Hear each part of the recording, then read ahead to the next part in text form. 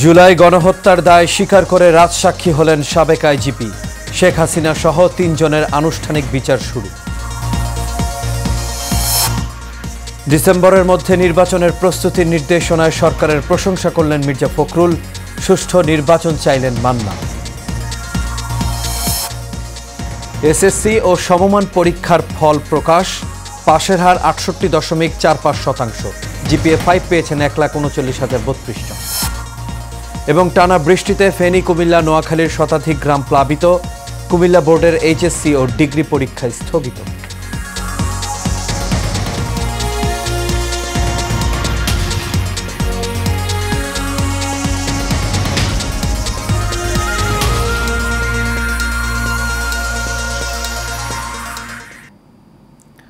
সবাইকে স্বাগত Asian prime নিউজে। দর্শক, পুরো সংবাদ জুড়ে আপনাদের সঙ্গে আছি আমি আনোয়ার রাজ। এতক্ষণ শুনছিলেন বিআরবি কেবল ইন্ডাস্ট্রিজ লিমিটেড সংবাদ শিরোনাম।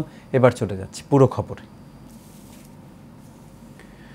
জুলাই আগস্টের হত্যাকাণ্ডে রাজসাক্ষী হয়েছেন পুলিশের সাবেক মহাপরিদর্শক চৌধুরী আবদুল্লাহ আল মামুন।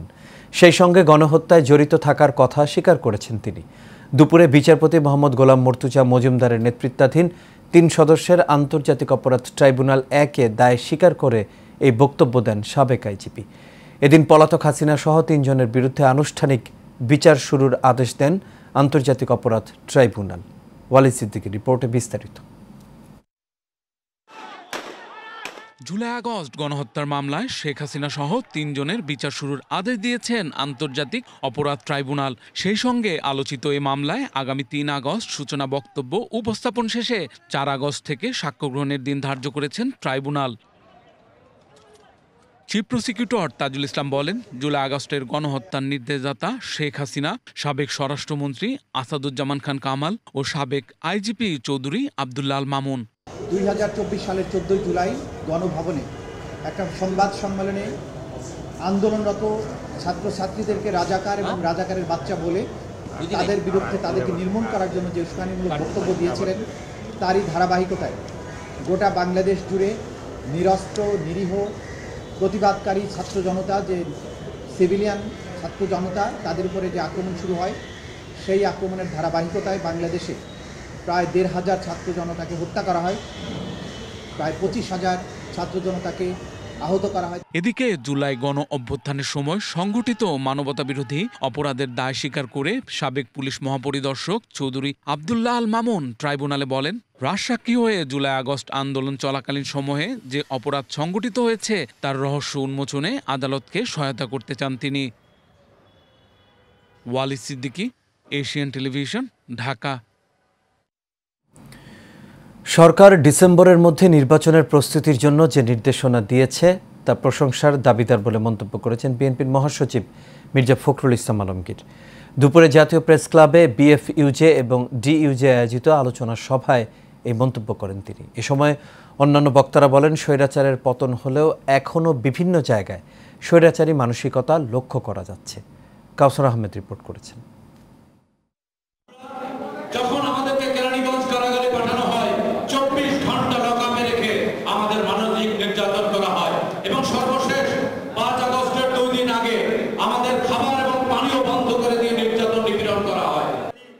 আওয়ামী লীগের শাসন আমলে সাংবাদিকদের নির্মম নির্যাতন এবং অত্যাচারের কথা তুলে ধরেন ভুক্তভোগী সাংবাদিকরা। ছাত্র জনতার অভ্যুত্থানে সাংবাদিকদের ভূমিকা শীর্ষক আলোচনা সভায় এমন কথা তুলে ধরেন তারা। এ সময় সাংবাদিক নেতারা বিভিন্ন দাবি দাওয়াও তুলে ধরেন। বাংলাদেশের গণতন্ত্র যাতে সুসংহত হয় সেই চেষ্টাই করা উচিত, কারণ কোনোভাবে ফ্যাসিস্ট যদি আবার ফিরে আসে তাহলে কিন্তু আমাদের সবার জীবনে দুর্ভোগ নেমে আসবে। গণমাধ্যমগুলো একটি পক্ষ, ছোট্ট একটি পক্ষ যখন জুলাই বিপ্লবের পক্ষ ছিলেন, বেশিরভাগ তখন জুলাই বিপ্লবের বিপক্ষে ছিলেন। সেই কথাটি আমাদেরকে মাথায় রাখতে হবে। অনুষ্ঠানে উপস্থিত হয়ে বিভিন্ন রাজনৈতিক দলের নেতারা বলেন, দলগুলোর মধ্যে ভিন্ন মত থাকবেই, কিন্তু দেশের স্বার্থে সবাইকে এক থাকতে হবে। এখানে আমি মনে করি আত্মতৃপ্তির, স্বস্তির কিছু নেই। ব্যক্তি হাসিনা গেলেও আমরা চারিদিকে তাকিয়ে দেখতে পাচ্ছি প্রশাসনের রন্দে রন্দে, আপনি জুডিশিয়ারি বলবেন, সিভিল অ্যাডমিনিস্ট্রেশন বলবেন, পুলিশ বলবেন, সাংবিধানিক প্রতিষ্ঠানগুলো বলবেন, প্রত্যেকটি জায়গায় ওই ফ্যাসিবাদের দোসররা কিন্তু এখনো ঘাপটি মেরে পড়ে আছে। আপনারা যারা যারা জাতীয় ঐক্যের এত বড় বড় স্লোগান তুলছেন, খেয়াল করে নিজেরা তো ঐক্যবদ্ধ থাকতে পারেন না। জাতীয় ঐক্য কি রকম? জাতীয় ঐক্য মানে আমাদের মতপার্থক্য থাকলেও আমরা মূল প্রশ্নে ঐক্যবদ্ধ থাকবো। অনুষ্ঠানে প্রধান অতিথির বক্তব্যে বিএনপি মহাসচিব মির্জা ফখরুল ইসলাম আলমগীর বলেন, বিএনপির জন্ম সংস্কারের মধ্য দিয়েই। যারা বলেন বিএনপি সংস্কারে বাধা দিচ্ছে, এটি অন্যায়। ধন্যবাদ দিতে চাই এই ফোরাম থেকে যে তিনি নির্দেশ দিয়েছেন ডিসেম্বরের মধ্যে নির্বাচনের সব কাজ গুছিয়ে রাখার জন্য নির্বাচন কমিশনকে। এটা একটা অত্যন্ত ইতিবাচক ব্যাপার, and he deserves thanks for that. আমরা আশা করব যে নির্বাচন কমিশন এই কাজটা খুব দ্রুততার সঙ্গে শেষ করে তার নির্বাচনের একটা পরিবেশ তৈরি করবে। আমরা দাবি করছি যে এই নির্বাচনে যেন অবাধ, নিরপেক্ষ এবং সকলের কাছে গ্রহণযোগ্য হয়, সেই ধরনের একটা নির্বাচন যেন নির্বাচন কমিশন উপহার দিতে পারে এবং সেইভাবেই যেন কাজ করে। এ সময় বিএনপির স্থায়ী কমিটির সদস্য এজেডএম জাহিদ বলেন, ধমক দিয়ে মব সৃষ্টি করে এদেশে আর কোনো কিছুই আদায় করা যাবে না। এটা যদি না হতে পারে ওটাও হতে পারবে না, এরকম বক্তব্য দিচ্ছেন আমাদের তরুণ নেতৃত্বের কতিপয় নেতা। আমরা বলতে চাই, আপনি আপনার চাহিদা বলতেই পারেন, এটি আপনার ব্যক্তিগত স্বাধীনতা, কিন্তু আপনি একথা বলতে পারেন না আমার এইটা না হলে ওইটাও হবে না। এই অধিকার তো আপনার নাই। এই যে মানসিকতা আর পলায়নকৃত স্বৈরাচারের মানসিকতা একই মানসিকতা। শেষে আয়োজকদের পক্ষ থেকে নির্যাতিত বিভিন্ন সাংবাদিকদের হাতে সম্মাননা তুলে দেওয়া হয়। কাউসার আহমেদ, এশিয়ান টেলিভিশন, ঢাকা। সংস্কার আর পিআর পদ্ধতির কথা বলে জনগণকে বিভ্রান্ত করা হচ্ছে বলে মন্তব্য করেন বিএনপির সিনিয়র যুগ্ম মহাসচিব রুহুল কবির রিজভী। তিনি বলেন, স্থানীয় নির্বাচন ও নির্বাচনের পদ্ধতিকে জটিল প্রক্রিয়ার মধ্যে ফেলে ঘোলা পানিতে মাছ শিকারের চেষ্টা করছে একটি দল। আজ ঢাকা মহানগর উত্তর বিএনপির বৃক্ষরোপণ কর্মসূচিতে অংশ নিয়ে এই মন্তব্য করেন তিনি। বলেন, অনির্বাচিত সরকার দীর্ঘদিন ক্ষমতায় থাকলে নতুন করে ফ্যাসিবাদ তৈরি হতে পারে। এ সময় অন্যান্য বক্তারা বলেন, কিছু রাজনৈতিক দলের পায়ের নিচে মাটি নেই, তাই তারা পিআর পদ্ধতি চাইছে। এই কর্মসূচিতে ঢাকা মহানগর উত্তর বিএনপির আহ্বায়ক আমিনুল হকের সভাপতিত্বে আরও উপস্থিত ছিলেন সদস্য সচিব মোস্তফা জামান।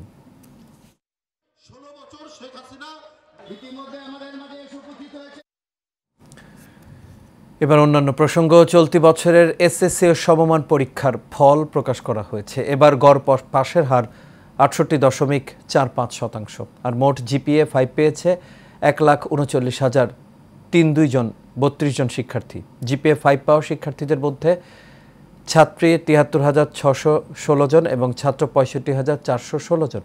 এবার সর্বোচ্চ পাশের হার রাজশাহী বোর্ডে 77.63%, সবচেয়ে কম পাশের হার বরিশাল বোর্ডে 56.38%। এছাড়া মাদ্রাসা বোর্ডে পাশের হার 68.09% ও কারিগরি বোর্ডে পাশের হার 73.63%।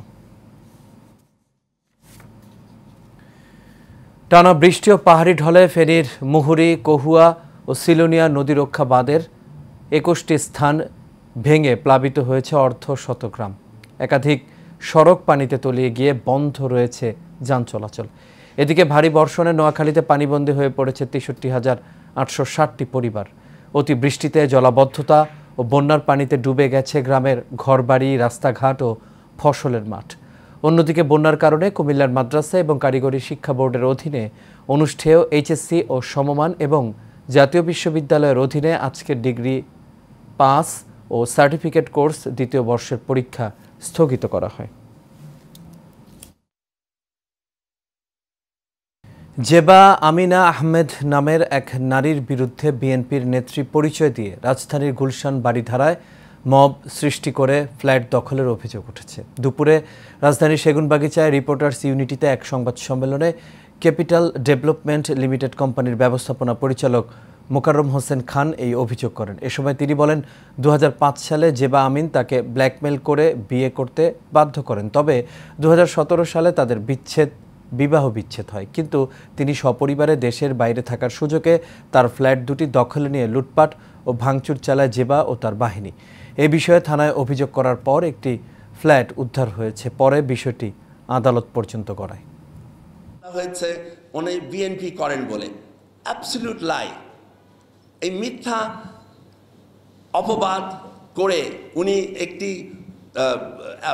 মানে অ্যাপার্টমেন্ট দখল করতে চাচ্ছেন, আমার সম্পত্তি দখল করতে চাচ্ছেন, এটা তো ঠিক না। আমি জানি যে আমাদের ভারপ্রাপ্ত চেয়ারম্যান সাহেব উনি চাচ্ছেন যে দলটাকে সম্পূর্ণভাবে একটি সুন্দর অর্গানাইজড অ্যান্ড ক্লিন একটা দল হিসেবে তৈরি করতে। আগামী 21 সেপ্টেম্বর জাতীয় নির্বাচনের দাবিতে পাকমন পিপলস পার্টির উদ্যোগে গোলটেবিল বৈঠক অনুষ্ঠিত হয়েছে। আজ বিকেল ৩টায় জাতীয় প্রেস ক্লাবের মানিক মিয়া হলে এই বৈঠক অনুষ্ঠিত হয়। এ সময় পাকমন পিপলস পার্টির প্রতিষ্ঠাতা সভাপতি দার্শনিক মোহাম্মদ জাহিদুল হক জাহেদ বলেন, দেশের মানুষের দাবি দেশে দ্রুত নির্বাচন হোক। মানুষের চাওয়া পূরণের জন্য দ্রুত নির্বাচন দিতে প্রধান উপদেষ্টার প্রতি আহ্বান জানান তিনি।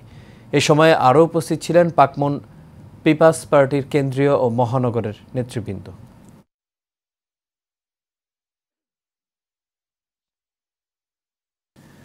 এবার বাণিজ্য সংবাদ। রাজধানীতে জিএসসি এর নতুন ফ্ল্যাগশিপ শোরুমের উদ্বোধন করা হয়েছে। আজ তেজগাঁ শিল্প এলাকায় চীনা অটোমোটিভ জায়ান্ট জিএসসি বাংলাদেশে তাদের প্রথম ফ্ল্যাগশিপ শোরুম উদ্বোধন করেন। ঢাকা মোটর শোতে ব্র্যান্ড লঞ্চের পর এটি জিএসসি এবং তাদের ডিস্ট্রিবিউটর ডিএইচএস মোটরস লিমিটেডের বড় পদক্ষেপ। জমকালো উদ্বোধনী অনুষ্ঠানে উপস্থিত ছিলেন ডিএইচএস মোটরসের এমডি নাফিস খন্দকার, সিইও ইমরান জামান খান সহ ঊর্ধ্বতন কর্মকর্তারা।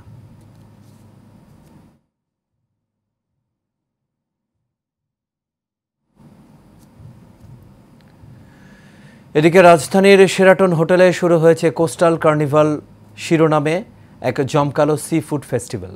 বিকাশ লিমিটেডের সহযোগিতায় এই উৎসবটি চলবে 19 জুলাই পর্যন্ত। শেরাটন হোটেলের 14 তলায় অবস্থিত দ্য গার্ডেন কিচেন রেস্টুরেন্টে আজ এই কার্নিভালের উদ্বোধনী অনুষ্ঠানে প্রধান অতিথি ছিলেন বাংলাদেশে নিযুক্ত কুয়েতের রাষ্ট্রদূত আলী থুনায়ান আব্দুল ওয়াহাব হামাদা ও বাংলাদেশে নিযুক্ত মালদ্বীপের হাই কমিশনার শিউনিন রশিদ।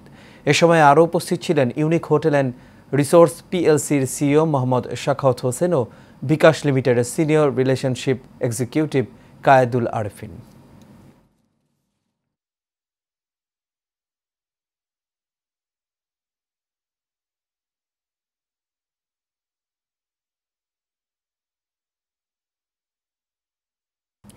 আর এর সাথে শেষ করবে এশিয়ান প্রাইম নিউজ। তবে যাবার আগে বিআরবি কেবল ইন্ডাস্ট্রিজ লিমিটেড সংবাদ শিরোনামগুলো দেখে নেব দর্শক আরও একবার।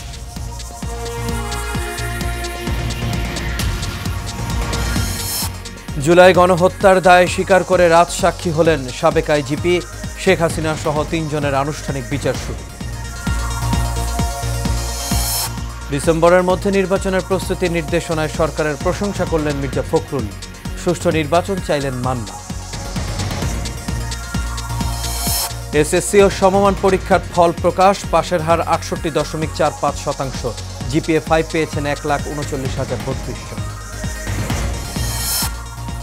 এবং টানা বৃষ্টিতে ফেনী, কুমিল্লা, নোয়াখালীর শতাধিক গ্রাম প্লাবিত।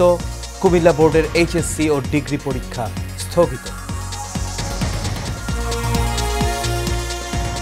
দর্শক, এই ছিল আমাদের এখনকার আয়োজন। আমাদের পরবর্তী সংবাদ দেখার আমন্ত্রণ রইল। এতক্ষণ সাথে থাকার জন্য সবাইকে ধন্যবাদ। শুভরাত্রি।